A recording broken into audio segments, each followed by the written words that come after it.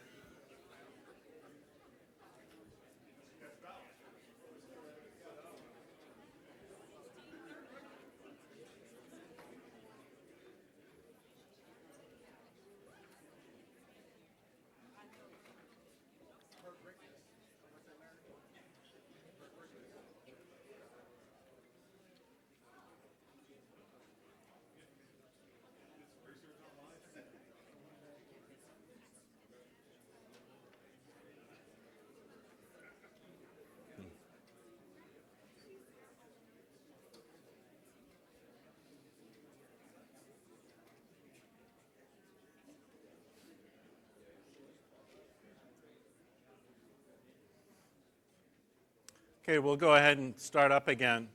At the break, someone asked me if they could have my slides, and I am more than willing to share them. The easiest way to get them, perhaps, is just to send me an email, and I'll email them right back to you. If you can spell my name, you can remember my email. It's john.fobert@gmail.com. So john.fobert@gmail.com is my email address, and I'll be happy to send you the slides. Sir, we're going to load them on our Mail Suite site. Oh, great. Tomorrow, so they can look on Mail Suite and locate the Sharp Academy site, and they'll be there. Wonderful. So they're on Mill Suite as well, so however you want to get them. I've been doing research on sexual assault prevention for about 25 years, and about 10 years ago, I started to notice one thing that kept coming up in the research, and that was pornography. And the first couple of times that I saw it, I really didn't think much of it. I just thought, well, that's kind of strange. And then I started to see it more and more often, and then I was working on a college campus, not my current employer, where they invited in members of the porn industry to demonstrate some of the things that they do in porn, and to talk about how good it was and how socially acceptable it should be. And at the time, I was starting to read all this literature on the connection between pornography and sexual violence, but I realized that I only had a few articles that I had read, and I wanted to learn a lot more about what exactly the porn industry was doing. And so I began the process of getting myself more educated about porn, not by watching it, but by doing research on it. So just wanted to be clear on that. So I read a lot about porn, and a lot of the studies that come out, I make sure that I read them as they do. So that's where this all comes from. My goals for the next 45 minutes or so, I hope that some of the information that I have to share with you blows your mind. I want to recognize that some of this can get awkward, and so just wanted to throw that out there. It may get awkward, and I also want to give you a sense of something positive that you can do. So want to give you that sense as well. I also thought I would show you this slide. I'm not much of a protester, but if I ever did go to a protest, the sign I would carry would probably say something like, what do we want? Evidence-based change. When do we want it? Now. Not now. After peer review. So that sort of sums up where I'm coming from on these and other issues. I did publish a book in 2017 called How Pornography Harms, and the research that I'm going to present to you is straight out of that book. One of the things I did was I interviewed about 25 different college students and some people who were a little older about their experiences with pornography and how it affected their lives. And I also interviewed about 20 of the leading researchers on pornography, what they were finding today. And then I read, I think it was about 50 books about pornography and then about 100 articles. And so tried to distill that into a volume where if you don't want to read that much, you can just read one thing and hear a lot about the research on pornography. Again, I would say, please take care of yourselves. This is difficult material to get through. I'm going to talk about some things that are graphic. I'm not going to show you any graphic pictures. There will be pictures, just like there's a picture up here. Take care of yourself. But I'm not going to show you any graphic pictures. But I am going to describe in a couple of cases things that appear in pornography, and that can be disturbing to hear about. And so I want to warn you about that ahead of time. Same rules apply. You can dismiss yourself at any time that you might like. Some of the interesting research that's coming out right now about pornography has to do with a concept called sexual scripts. And what a script is to a psychologist is it's things that are in your brain about how certain activities tend to play out. So we all have a script in our mind for how to make a peanut butter and jelly sandwich. And I'm not going to take you through how to make a peanut butter and jelly sandwich, but we kind of know how that whole process goes. We also tend to have a script in our mind about how sexual activity tends to progress, usually based on our activities with a partner, but how that tends to progress. One of the things that the research is beginning to show more and more is that as people watch something through a mediated form, whether that's TV or an iPhone or whatever, if they continue to watch the same thing over and over again, that tends to embed certain ideas in their brain about things that are acceptable. And after a while, they start to act out on those things that they view as acceptable. Now, you won't have 100% of people who act out on everything that they see when they watch something, but that is a process that tends to occur in the brain. So pornography, essentially, it creates a sexual script in people, particularly people who don't have as much experience having intercourse. It creates that script that then guides their sexual experiences. So it's one of the reasons why I'm particularly concerned about the impact that pornography has on children, because they don't tend to have a sexual script, and they're blank slates, and it's being filled with today's pornography. One of the students that I interviewed, and this is probably a little bit too small to read, really this shows how pornography can guide sexual experiences. And this is a student, and he asked me to call him John, although John isn't his real name. He recalled, quote, "When I first had sex, I thought I was using all my encounters from porn, trying to do different positions, trying to make things up. It was all based on the porn I had seen. I told the girl during sex, 'This is boring,' and she got mad and left." Imagine that. Looking back on it today, that had 100% to do with my view of what porn was and how that translated into sex. I was 18. I don't know what I was trying to do, but I was basing it all on the porn I had watched from a young age. I, meaning me, then asked John what he expected and then did not experience based on pornography, and he replied, "Well, based on how the girl's supposed to react. She's supposed to be making noises, begging for more. Everything you see in a porno, I was trying to recreate in the sexual experience I was with. Didn't go well at all. I was trying to be too similar to that and wasn't being myself. I was trying to be too creative, I guess, and not letting things go how they go. Not making that connection one-on-one rather than doing the physical things you see in a porno. We were having sex to have sex, but not to build a connection." So that's one clear way and one example of how pornography can guide sexual experiences, as it did with John. Now, I want to be clear before I go any further of the definition that I use for pornography when I study it, and it's a fairly broad definition. So media created to stir up feelings of sexual arousal that includes pictures or descriptions of genitals or sex acts. So it's a fairly broad definition. I always get the question, does that include 50 Shades of Grey, the books? Yes. I do think they're pornographic. But I think that the more interactive, the more real something is, particularly when you're talking about video clips on an iPhone that can look very real, the more influence that can have on the person. Now, I have a couple quizzes I want to give you. This first one will raise hands for A, B, C, and D. And my question is, what % of boys do you think have seen online pornography before they graduate from high school? I already hear people shouting stuff out. That's great. All right, so how many of you think it's A, 14%? How many of you think it's B, 49%? How many of you think it's C, 62%? How many of you think it's D, 93%? Okay, the majority of you are correct. It's 93%. Okay, before they leave high school. Now, What this means, though, is it could be one time they saw pornography on a friend's iPhone and said, I don't want that to be part of my life, and they never saw it again. Or it could be they're watching for several hours a day. Okay, the study doesn't distinguish that. We're going to get more into frequency in a little bit. But this is at least being exposed at least once. Boys are 93%. Now, the other numbers also mean something. If you did a study on boys under 13 in the year 2008, 14% of them had seen pornography by the age of 13. 3 years later, in 2011, 49% of boys under 13 had seen pornography. Just in 3 years. And the numbers who were watching it daily doubled in 3 years. What happened between 2008 and 2011? Smartphones, the iPhone. They become a lot more popular, a lot more accessible, a lot more kids had them. My daughter's in 5th grade. She's the only one in her class who doesn't have an iPhone. So now 62%, that's how many girls have seen pornography before they leave high school. So it's not just the boys. It's also girls who are being shown it, sometimes by a prospective sexual partner as an instruction video. This is what I want you to do to me. But that would be the girl figure. So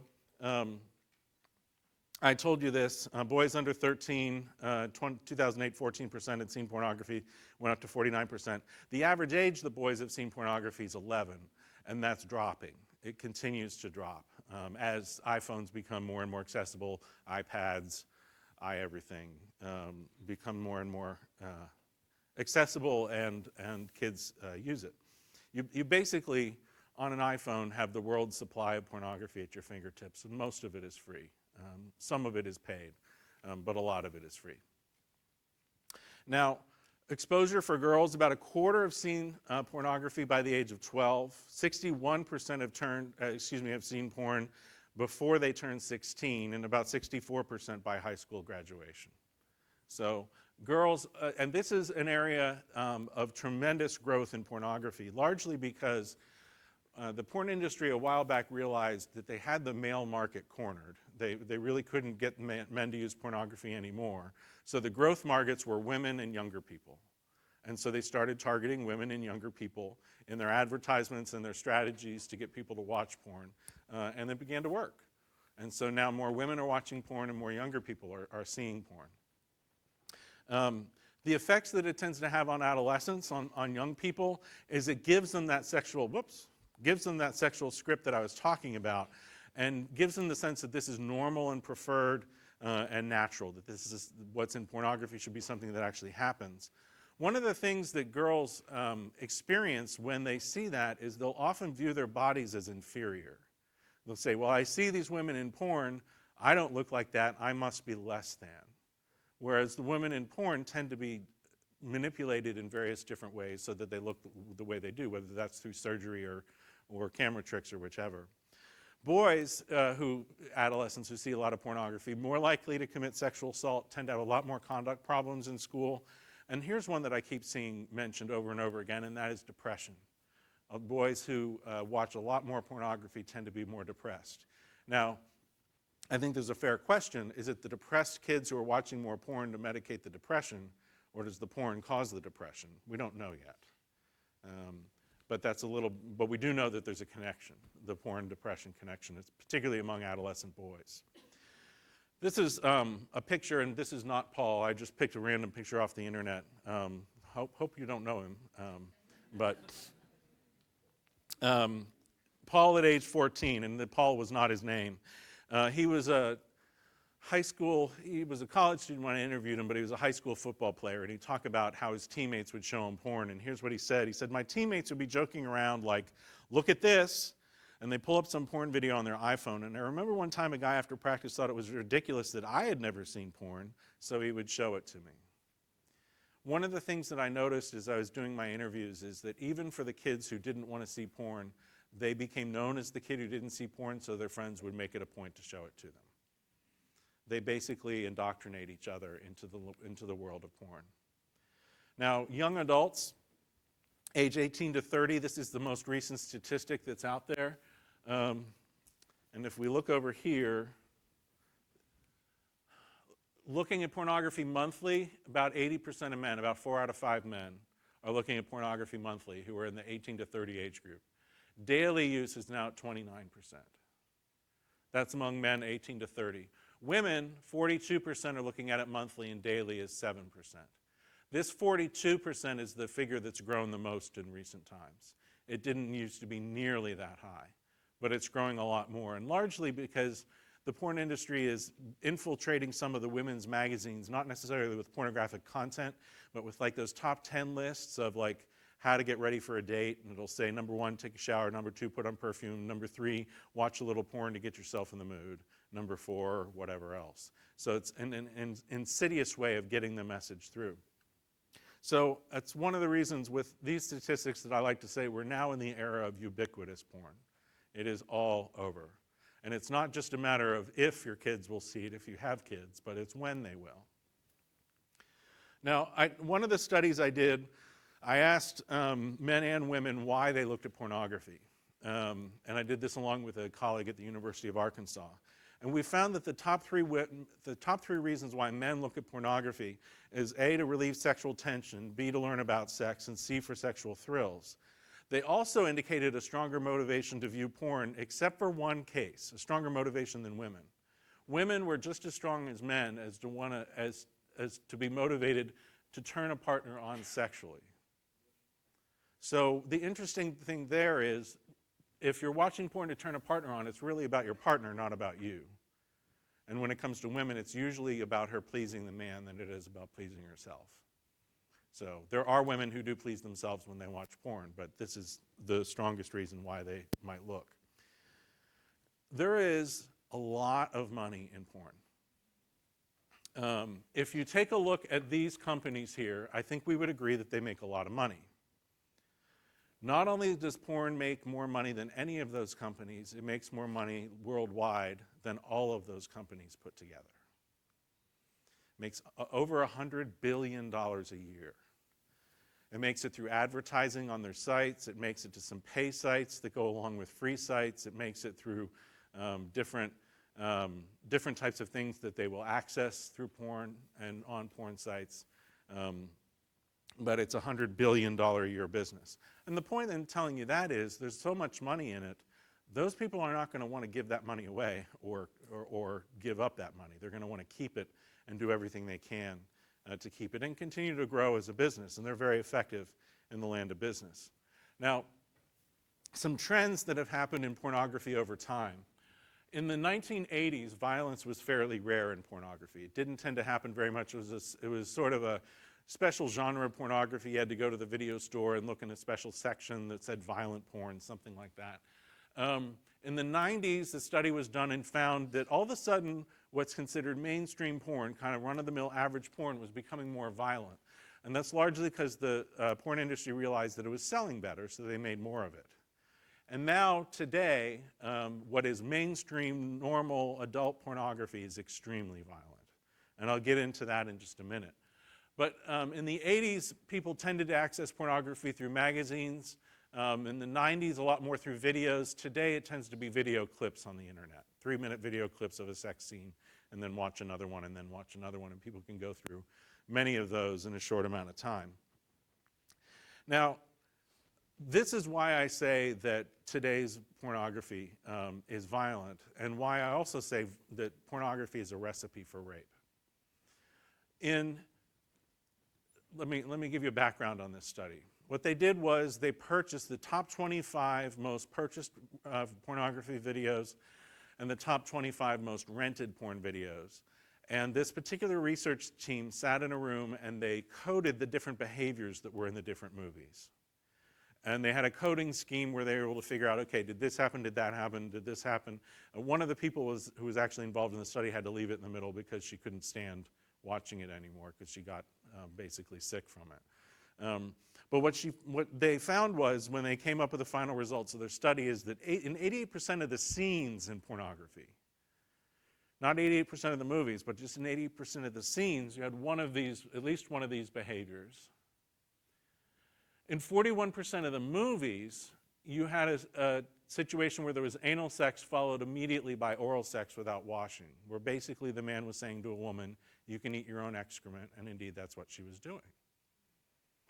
And I'm told that that's become even more common than the 41%, because this study is old now. It was done in 2010. The study's being redone now, and I certainly expect that that number is going to increase. Another thing about internet clips, which is the more common way rather than internet movies, right now 45% of them are showing what's on the screen in front of you, are showing at least one man, and I say at least one man, finishing, and I won't necessarily describe that any further except for saying finishing on a woman's face. And that's become a lot more common in pornographic videos. Now, why I say pornography is a recipe for rape is this slide here. If if someone hits another person in pornography, usually a man hitting a woman, 95% of the time, the same thing happens. Either she responds with pleasure or she has no response at all. So if you wrap your mind around that for a second, man hits a woman in porn, almost all the time she likes it or she simply has no response. Not, get away from me, pig, what the hell are you doing? Okay?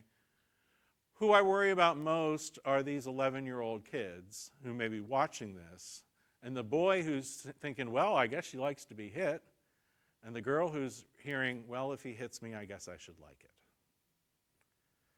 That's why I'm so concerned about this getting into our kids' heads and why I say pornography is a recipe for rape. What porn does is it gives what's called permission-giving beliefs. It gives you things in your mind that help you say, well, I wouldn't do this otherwise, but I saw it happen, so I know it can happen, so maybe it's okay to happen. And what the research has shown is that porn use tends to lead to a higher likelihood of sexual violence, especially in these three different cases. First, it's more when the porn use is more frequent and it's more violent. Okay, so that doesn't mean that less violent porn or less frequent use isn't going to lead to any violence, but it tends to be leading to more violence, especially sexual violence. The more frequent it's used and the more violent it is. The second case in which it tends to be most volatile is when the person has the personality characteristic of being impulsive. Can someone define for me impulsive?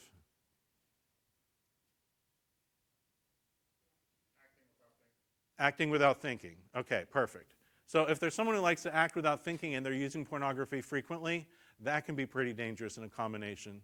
And then another category of men would be those who are looking for a lot of impersonal sex. So basically, I want to have sex with as many people as possible. I don't care what their name is. Combined with hostility, particularly hostility towards women, and frequent use, that's another deadly combination. All out of the current research. Now, how does pornography impact women?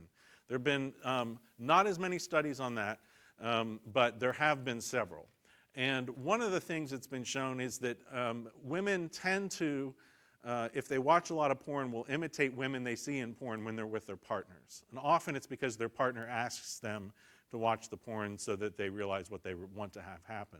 So the more that women engage in what's called porn sex that would be modeled after pornography, the more they have lower self-esteem, lower body self-image, they're less satisfied with their relationships. Anybody who tells you pornography is going to help a relationship is either not reading the research or they're lying, one or the other. The most common reason women use pornography is to please a partner. They also tend to be more accepting of sexual violence towards them, so it's a risk factor for experiencing sexual violence. That should concern us. And they also become less skilled at determining what a dangerous man is or who a dangerous man is. That's also a risk factor. If you can't tell who a dangerous man is, that's a risk factor for experiencing sexual violence. That's one of the reasons why I think we in the military need to be more concerned about pornography and pornography use. That among women, it tends to lead to two of the top predictors of experiencing sexual violence. And we should be concerned about that. Now, Jennifer's actually the first person I interviewed for my book. She's the first person who showed up. She's a 25-year-old Native American woman, married, 2 kids. And she came into my office, and it was my first interview, and I kind of got out the sheet of things to ask and asked a couple opening questions. And then I said, has pornography affected your life in any way? She said, oh, yes, it has. And I said, well, can you tell me more about that? And she said, well, when I was young, my brother was sexually abusing my sister. I think they found the pornographic tape from my biological parents. There was also drug abuse going on, so while they, my parents, were tending to their habits, my brother and sister were tending to other habits. And I do remember when I was 5 and my sister was 7 and my brother was 9, I can remember walking in and my brother and sister were watching pornography and they were performing sexual acts on each other. And being a 5-year-old, that scared me, so I kind of just left the room, didn't know what to think, but I knew that was bad. Now, I'm not going to tell you that this is a typical incident, because I don't think it is, but it's a horrible one, and I don't think it's the only one of its kind. The upside I can tell you is that the Department of Children and Family Services got into that home and removed the children, and she ended up in a wonderful family, and she's happily married with 2 kids today. But one of the things that Jennifer told me, and her name isn't Jennifer, she said, I've never even told my husband about what happened, let alone anybody else. You're the only one who I've told about this, and I want you to tell my story to others so they might learn something from it. So that's one of the reasons why I like to share Jennifer's story. Now, in the research on pornography and sexual violence, there tend to be a few different themes that come out more and more. There have been meta-analyses done, which is essentially one big study that takes the results of a whole bunch of other studies and finds one final answer. Correlational, this tends to go with that. And then causal, we know that this leads to that. All different kinds of studies have been done when it comes to pornography and sexual violence. And what we found is that pornography use is both correlated and causes acceptance of aggression and violence against women. Please don't mishear me. I'm not saying pornography causes rape, because we can't prove that. We can only say it correlationally, but we can certainly notice the trends and the patterns. And it does cause aggressive behavior. We've actually, not me, but others have done studies where they measure men's aggressive behavior before and after watching a porn film. And after a porn film, they tend to be a lot more physically aggressive in a controlled study. Violent pornography has the strongest effects, but non-violent pornography still has reliable and consistent negative effects. So those are just some general trends. Some people question whether pornography really could be related at all to violence or sexual violence. In fact, there's one group of researchers who started a journal called Porn Studies, and they said that the only articles they're going to accept in porn studies are articles that make porn look good, which is sort of the last thing you want to do about forming a journal. You want to form a journal and say, if your methods are good, we don't care what your results are. If your methods are good, that's what's going to get you into the journal. And in their opening editorial, what they said was the connection between pornography and sexual violence is merely putative. Now, I'm not a scholar who tends to know a lot of big words, and so I didn't know what putative meant, so I had to look it up, and it means assumed. Okay, it means assumed. So the connection between porn and sexual violence is merely assumed. There's no evidence. Well, there are 100 studies showing a direct link between pornography and violent behavior, 50 studies showing a connection between pornography and sexual violence. And I wanted to kind of give you a sense mathematically for what that consists of and how we can think about it. With those 50 studies, the odds that all 50 studies showing exactly the same thing are wrong is 1 in 88 decillion, 817 nonillion, 841 octillion, 970 septillion, 12 sextillion, 523 quintillion, 233 quadrillion, 890 trillion, 533 billion, 447,265,625. So I think I'm going to go with those odds to say that pornography and sexual violence are connected. Now, to give you an idea of how many 88 decillion is, imagine a pile of pennies. Okay, if we filled this whole room with a pile of pennies, and all that was in the room was pennies, that would be a whole lot of pennies. Okay? Do you know what this building is? Okay, it's the Empire State Building. If you filled the entire Empire State Building, every room, every elevator shaft, the whole thing with pennies from floor to ceiling, to get to 88 decillion, you'd need 1 billion Empire State Buildings. So what these people who say, well, the relationship is merely putative, are saying that they can pick out of 1 billion Empire State Buildings the right Empire State Building, out of 1 in a billion, go to the right floor, go to the right room, and go in the middle of that room, wherever it is, and pick out 1 penny. Those are the odds. I don't think so. Now, I mentioned a guy named John earlier who I interviewed. John actually admitted to me in the context of an interview that he had committed sexual assault. He didn't put it in those words, but it was very clear that that's what happened. And I asked him, I asked him about whether porn use had affected his behavior in the incident of sexual assault. And he said, yes, because I think that when you view pornography, you see that men are supposed to be the aggressor and make the first move. I've never been like that until I saw porn. I would have been really shy in trying to make the first move, but watching porn has given me the courage, and I've become brave to make the first move. So I would say, yeah, definitely watching porn has made me, especially in that instance, be the aggressor and be the first person to make the first move. Because it goes back to when you feel like you're a man.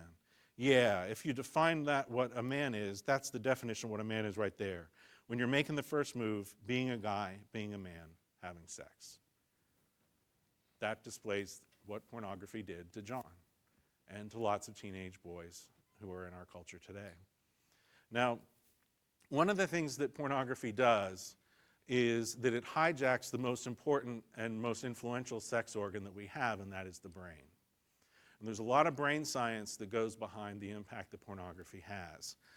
What we have in the brain, and this would be an artist's rendition of neural pathways. We have all these neurons in the brain, and they tend to form connections with each other, and it can be connected in strong or weak ways depending upon how often something happens. So let's say there's a connection between seeing a hamburger and eating a hamburger. Because you see the hamburger, you think, yum, yum, this is going to be real tasty, and then I'm going to eat the hamburger, and those neurons get connected in the brain. And you eat more and more hamburgers over time, those get connected. You get used to see hamburgers, salivate, and want to eat a hamburger. Sorry for the vegetarians in the crowd. I actually once said that at a school where they were all vegetarians, like by law of the school, and I felt really, really bad. But at any rate, what pornography provides is what's called a supranormal stimulus, and this is particularly high-speed internet pornography, and that's really what changed the game. Now, these are all random pictures. They're obviously not pornography. But your average porn site will have pictures that are part of different porn scenes that are listed, and anyone can just click on one and watch a 3-minute video clip, watch that scene, then click on another, then click on another. And what this essentially is it's called a supranormal stimulus because our bodies weren't designed to handle that much arousal at once and that much choice of how someone looks or looking at someone who looks a little differently or whichever, that it goes beyond what the brain was designed to hold. And so what it does is it activates our dopamine. Dopamine is essentially the I want it internal drug. And it tells you that you want something. And a supernormal stimulus gives you that steady high rush of dopamine that can't be matched by a single human body. So it can't be matched by one's partner, but it can be brought out by high-speed internet pornography. And so after a while, the brain becomes retrained to be stimulated to so many images that it can't be matched with a human body. Now, this is the cycle that people get into, not all, of course, but the people who become addicted to pornography, they have what's called a high dopamine porn orgasm, which would essentially be looking at pornography, masturbating to orgasm, and their dopamine goes through the roof. What happens then is the brain says, you have too much dopamine that's kicking around here, we need to lower that. And then people become less satisfied with the same porn that they've been watching, and they're like, I need to watch something more extreme, and I want to get that same experience again, so I'll look at anything to get to that same level. And the brain actually changes. It becomes desensitized to different kinds of porn where they seek more extreme pornography, whether that's pornography that involves a lot of violence, children, whatever. That leads to tolerance, which is one of the markers of addiction. And that, again, leads more to a high dopamine porn orgasm, the brain, again, going around. So it just becomes this, literally a vicious cycle. This is described well by Greg, and he said, at first watching people have sex disturbed me. I didn't want to see it. I developed tolerance. So what shocked me became interesting, and what used to interest me became boring, and it took more variety, more frequency to get to the same effect.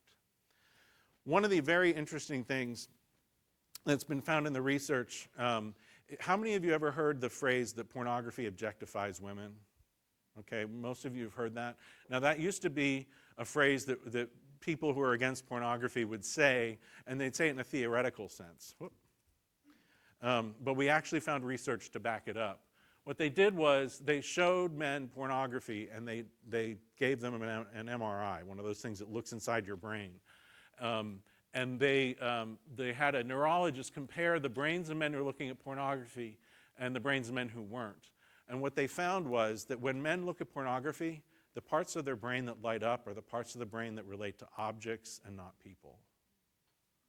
So literally the men who are watching the pornography are thinking more about an object, not a person. So we do know now that pornography really does objectify.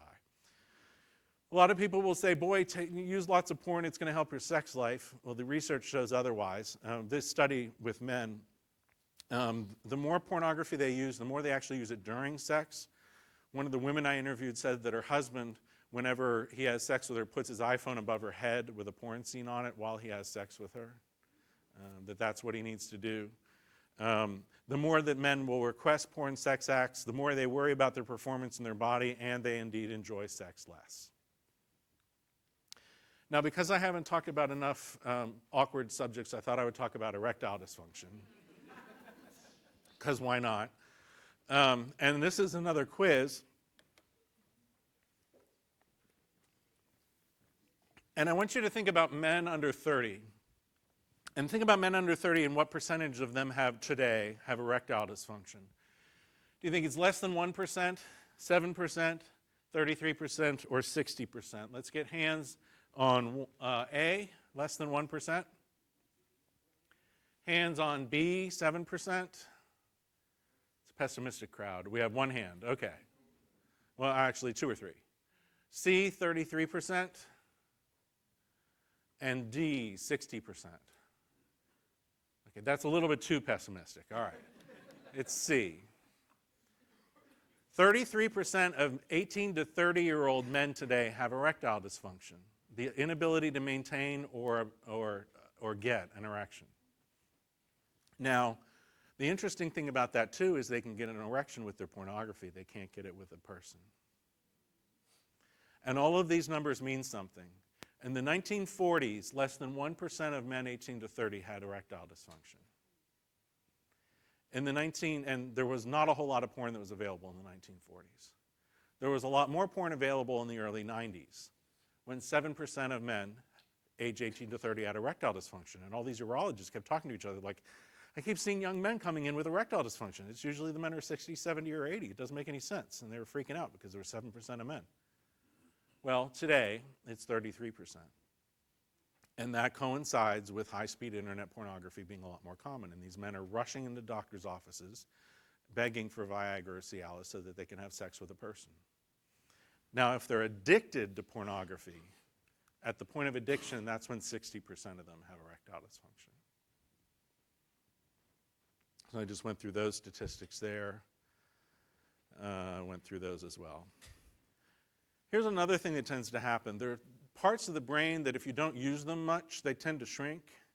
And one of the things that happens with memory is that the more porn people watch, the more certain parts of the brain actually do shrink.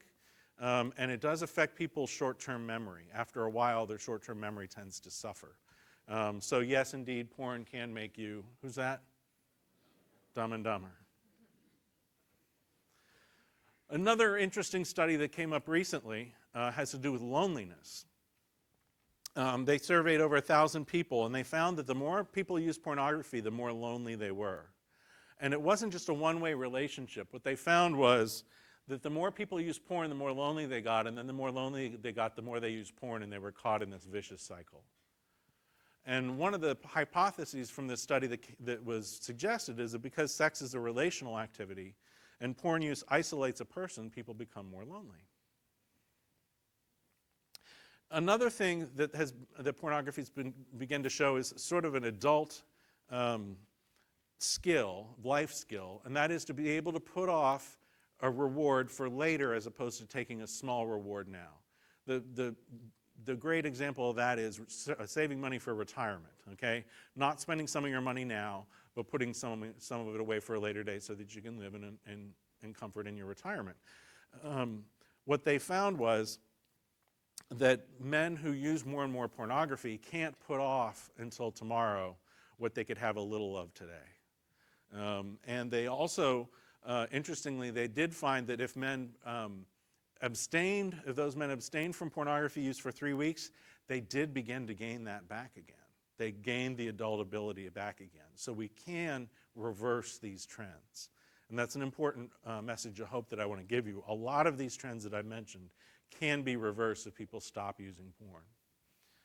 I'm going to skip that. Porn use is more likely if you're young, male, liberal, sexually permissive, more educated, and less religious. Now, that doesn't mean that if a man is young and he's liberal, he's sexually permissive, more educated, and less religious, that he automatically uses porn. But given the statistics, he probably does. So that was done in 2017. There's also some interesting studies that have come out that relate porn to faith, to religious faith. And they found that people who use porn more frequently attend church or other religious services less frequently. They think that their religious faith is less important. They have lower what's called religious commitment. They pray less frequently.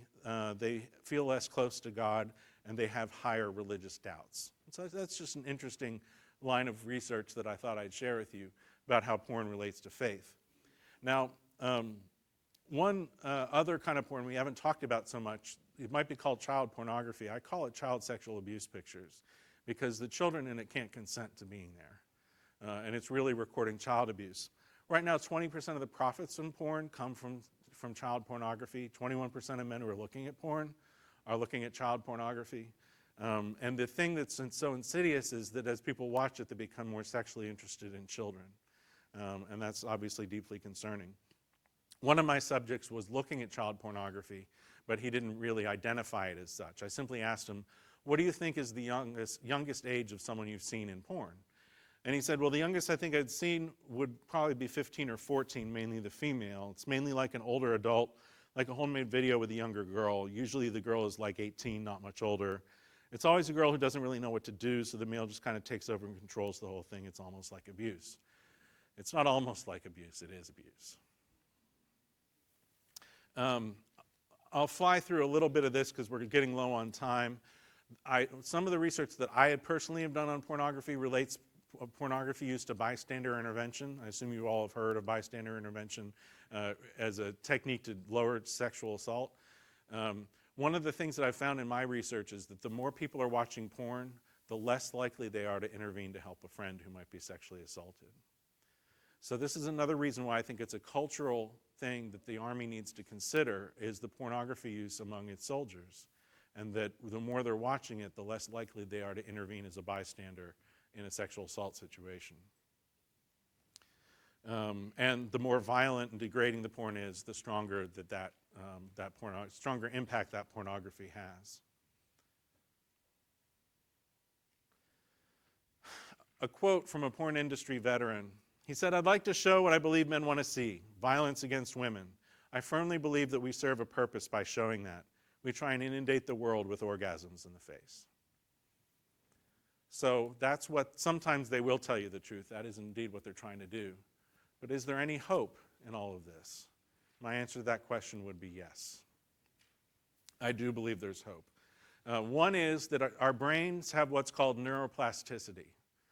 Basically, if someone completely abstains from porn use and masturbation within about anywhere between 2 months and 2 years, depending upon how deep the addiction was, their brain will bounce back and it'll reset to zero. That is a long time, but it can happen. Another thing I would recommend that everybody do who's interested in doing it, this is something that's free.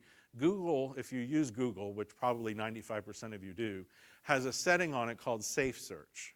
And you can find it very easily by just opening Google and typing in Safe Search, and it'll talk you through how to set it on your computer.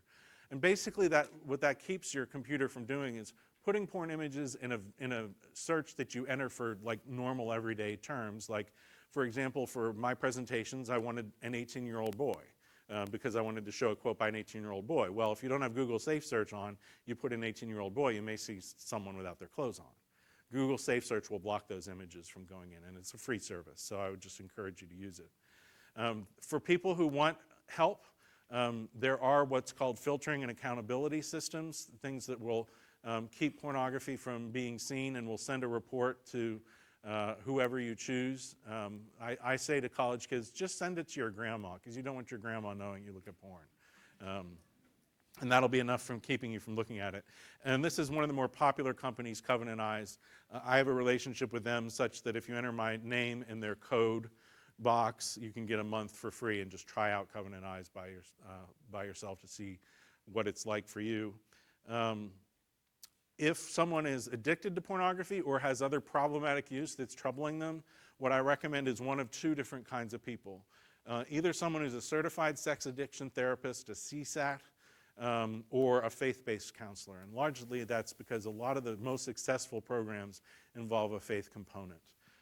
But it's important not to just go to any counselor, because a lot of counselors are saying, if you want a better sex life, use pornography. So they either, well, let me just stop there. Online resources, there are two different websites people can go to for like online training. If they want to. One of them is faith-based that I'm giving you, the other is non-faith-based, but they're both very, very good. The Freedom Fight is a faith-based service.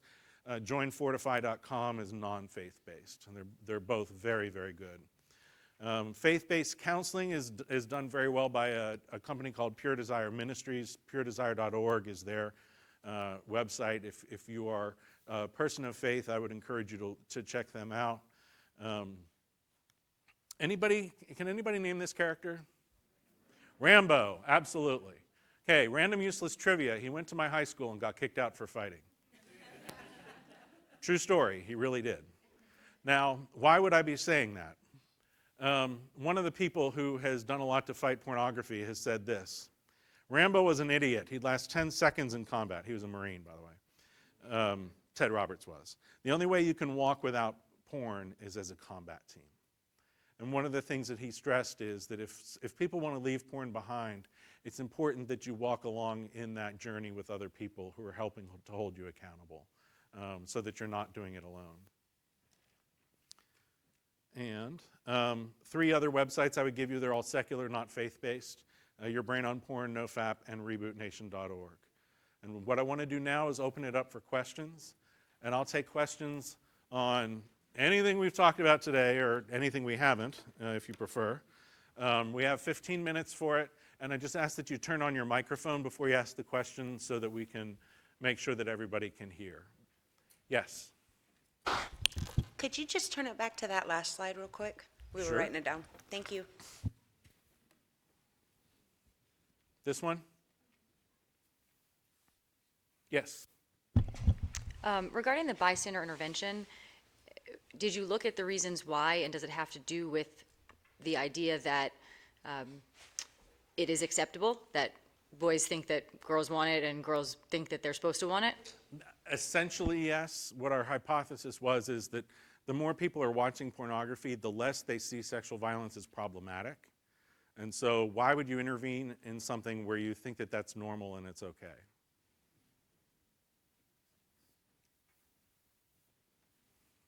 Yes.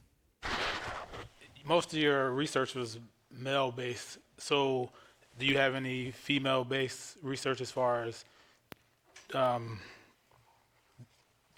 predatorial kind of, because it seemed like everything was geared towards males. So do you have anything based, like female-based? When you say on which topic? On, like, it was mostly males on porn and having the aggressiveness. Like, do you have anything for women and being aggressiveness? One of my slides, and I realize it went by rather quickly, but one of my slides did deal with the research about women in porn. And I'll tell you the results of that again. One of the reasons why there's so little research on women in porn is that it wasn't until maybe half a dozen years ago the researchers started to realize that women were looking at porn, so they weren't researching it.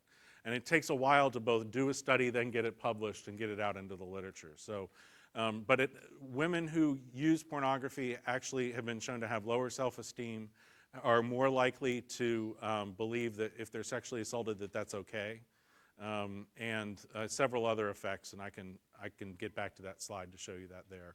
But not necessarily are they predatory because they watch porn. Usually pornography makes them even more submissive because pornography tends to show women as submissive. And so that's the script that tends to get reinforced.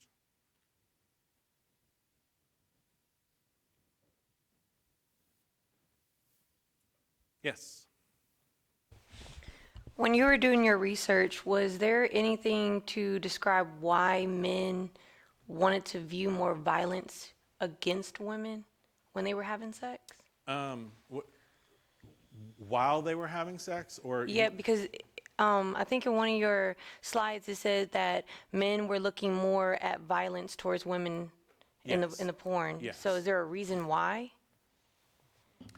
Usually what happens is men will start looking at nude pictures, and then they'll start looking at people having sex together, and the tame pictures of people having sex together just doesn't give them the dopamine rush that they've had before, and they want a stronger dopamine rush, and so they look for something more extreme, and usually that means some kind of violence. And then it can be extreme violence or people who are too young or those sorts of things, but that's the direction it tends to go in. Yes. So I have a question. Overall in the porn presentation that you put out, a lot of great messages to say, these are big warning signs. But when we're talking about the bottom line, as far as the porn industry, what is your message? And do you believe that we need to eliminate porn? Or where is this bottom line and where are we trying to reach? That's an excellent question. I think that one of the things that we need to do is we haven't had a Justice Department in 30 years who's willing to prosecute makers of adult porn. They focus mostly on terrorism, which they should be, and some child porn in limited cases.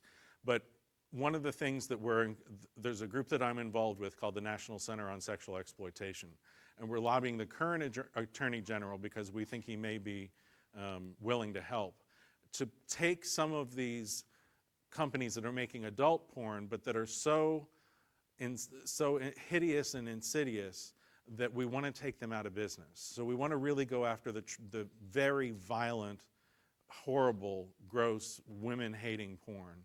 And we think that we can have some of those groups go under. I mean, if I could wave a magic wand, would I eliminate porn? You bet I would. But that's just me. I'm not saying everybody has to have that perspective. But I think that the violent porn that's out there is what's causing the most harm, and that's where we need to be focusing the most of our efforts. Yes? Have you come across any research? I've seen it's kind of 50-50 out there for people who watch child porn. Do most people who watch it act upon it as well on a child, or is it preventing them from their actions? It's not preventing them from their actions. One of the things that tends to happen is the porn industry is including younger and younger looking models in their adult porn. So it may say that the person is a teenager or 18 or 19, but they're made to look like they're 14, or they may actually be 14 with a fake ID. So it can work either way. People do become more sexually interested in people that they're looking at and masturbating to. So it is more likely that they'll have sex with those people. But it's not something that, we can just relieve their frustration by having them watch child porn. No, it reinforces the behavior. Yes. Sir, this is Sergeant First Class Villalobos. I had a question, sir. Seeing how we're here at the Sharp Academy, would you say, and I'm not trying to put you on the spot, would you say that this would be the statistical research and the data that's been gone into play, would you say that this would be somewhat of a prevention tool that we could possibly use to incorporate in the SHARP program as a way ahead or something like that? Absolutely. I think that we need to do a better job of at least educating people about pornography and its effects so that they can be informed consumers if they choose to consume. Because a lot of people may not know, my erectile dysfunction problem might be connected to my porn. Or how I'm viewing women as being less than could have something to do with my porn use. So my hope is to educate people so that they make the decision that that's what they don't want in their lives. Thank you very much, sir. You're welcome. Yes. Has there, or in your research, have you looked at the link between watching porn and mental health? Yes, there tends to be a link with depression, especially with adolescent boys, a lower self-esteem, especially with adult women. Those are the two things that I've seen the most in the research.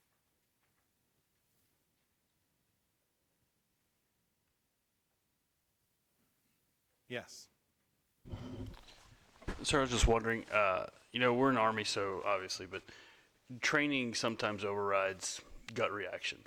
Are there any tools that we can use for sexual assault victims to stop, like, the dissociative or the other free, the comatose, or I forget right now? There have been some studies that have shown that if you engage in some rigorous defense, what do they call it, self-defense training, that can override some of the tonic immobility response, but it needs to be done over a long period of time, and where you're basically teaching the body first reaction if someone does something I don't want them to do is, punch them wherever, knee them wherever.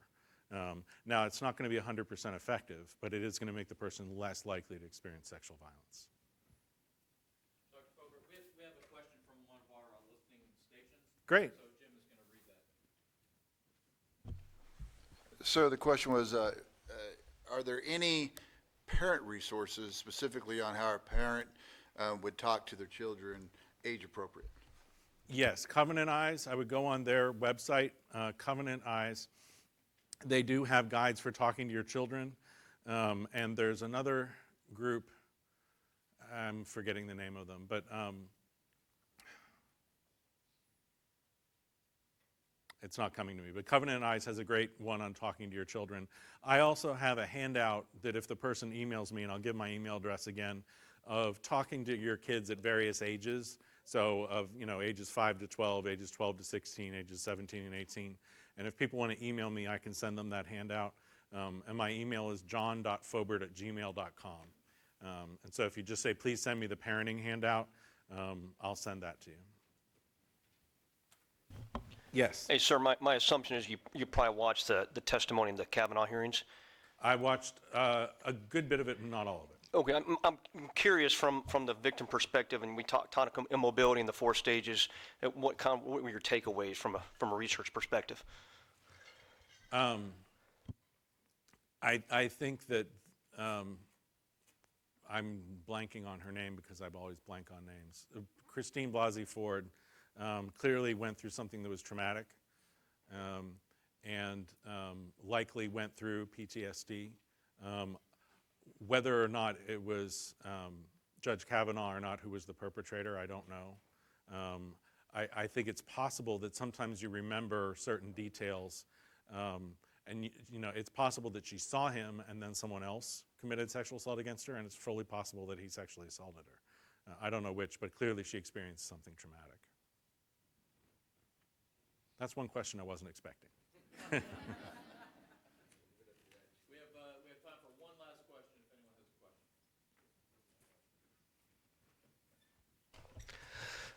Is your research only valid related to porn, or isn't that an issue for virtual reality and the influence of violence over other relations?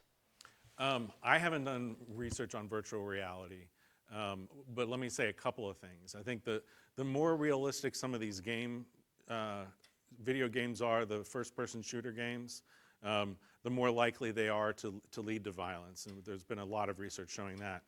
The trend in pornography, though, today is to make movies that are going to be able to fit with the virtual reality glasses, so people will actually be able to walk around a porn scene and see whatever it is they want to look at. And one of the reasons why the porn industry is doing that is they want to put out of business the people who are making their own porn and uploading it to the internet, because they want to make that to be too passé, and they want to make it all virtual reality. Because it costs, I believe it's $50,000 a minute to film virtual reality porn, which the porn industry has, but mom and pop don't. So virtual reality is the next frontier in pornography.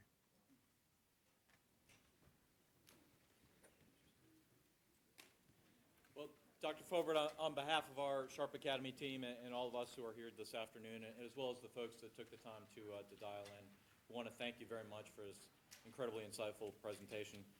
We appreciate what you do for our community, certainly, and for broadening our perspectives.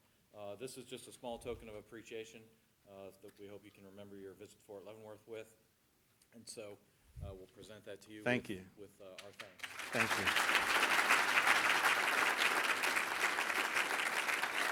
Thank you. And it's easy to put in a suitcase, so that's even better. So we have a few minutes after this. If anyone would like to come down and speak individually with Dr. Fobert, he'll stay here for a few more minutes. We have been able to set a date for our next forum. You can see it here on the screen, 18th of April. Dr. Gentile will talk giving voice to values. So thanks to everyone for joining us. For those who've got some travel, please be careful as you get back home with the icy roads. So thanks very much, everyone. Please help me give a final round of applause. Thank you.